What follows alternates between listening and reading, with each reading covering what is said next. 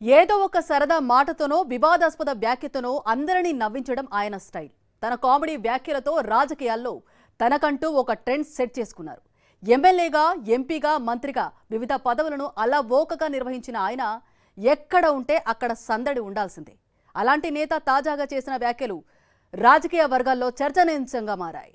మాజీ మంత్రి, ఎమ్మెల్యే మల్లారెడ్డి మాటలు, వ్యాఖ్యలు, నిర్ణయాలు, ప్రకటనలు సరదాగా ఉంటాయి.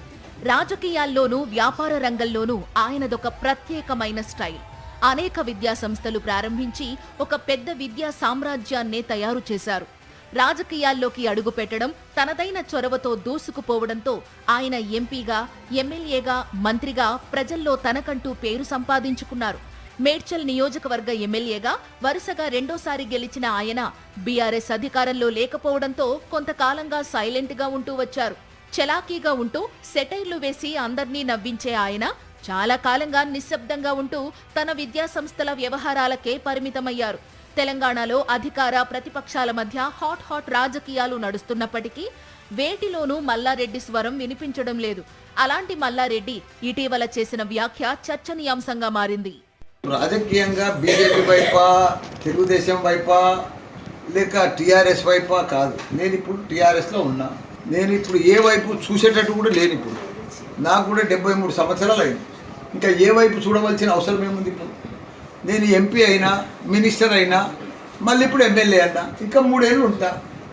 నేను రాజకీయమే వద్దనుకుంటున్నా.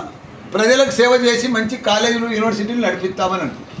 తనకు 73 సంవత్సరాలని, ఈ వయసుకు అన్నీ చూశానని, దేవుడు అన్నీ ఇచ్చాడని, ఇక భవిష్యత్ అంతా విద్యా సంస్థల మీదనే పెడుతున్నానని మల్లారెడ్డి అన్నారు. రాజకీయాలకు గుడ్ బై చెప్పి త్వరలోనే ఇతర రాష్ట్రాల్లో కూడా విద్యా సంస్థలు పెట్టబోతున్నట్టు చెప్పుకొచ్చారు. దాంతో ఇక మల్లారెడ్డి రాజకీయాలకు గుడ్ బై చెబుతున్నారనే చర్చ మొదలైంది. ఈ నేపథ్యంలో రాజకీయాల నుంచి తప్పుకుంటున్నట్లు చెప్పారు కదా, అది నిజమేనా అని ఓ రిపోర్టర్ మల్లారెడ్డి వ్యాఖ్యలపై వివరణ అడిగారు. ఈ ప్రశ్నకు మల్లారెడ్డి స్పందిస్తూ తాను రాజకీయాల నుంచి రిటైర్మెంట్ తీసుకునే ప్రసక్తే లేదని, తన వ్యాఖ్యలు తప్పుగా అర్థం చేసుకున్నారని అన్నారు. మన దేశంలో రాజకీయాలకు రిటైర్మెంట్ ఉండదని తెలిపారు. 24 గంటలు గడవక ముందే ఆయన మాట మార్చేశారు. రాజకీయంలో రిటైర్మెంట్ ఉండదు, యాది పెట్టుకో. రాజకీయంలో రిటైర్మెంట్ ఉండదు. నేను విద్యా సంస్థలు దేశమంతా ఓపెన్ చేస్తా అని చెప్పిన.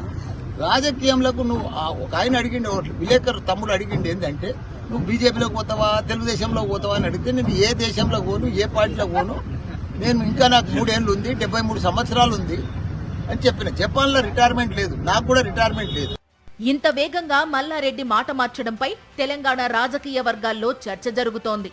ఆయన నిజంగానే గుడ్ బై చెప్పాలనుకున్నారని, అయితే ఆయనపై పార్టీ పెద్దల నుంచి ఒత్తిడి వచ్చిందని, అందుకే ఆయన మాట మార్చారని బీఆర్ఎస్ వర్గాల ద్వారా అందుతున్న సమాచారం.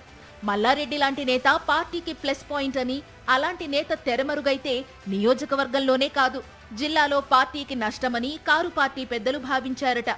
వెంటనే మల్లారెడ్డికి ఫోన్ చేసి నచ్చజెప్పారనే ప్రచారం జరుగుతోంది. అందుకే ఆయన ఫక్తు రాజకీయ నాయకునిలాగా తన వ్యాఖ్యల్ని వక్రీకరించారని ఒక ప్రకటన చేసేశారట. ఏమైతేనేం ఎస్ అన్నా, నో అన్నా మల్లన్నకే చెల్లిందని రాజకీయ విశ్లేషకులు అభిప్రాయపడుతున్నారు.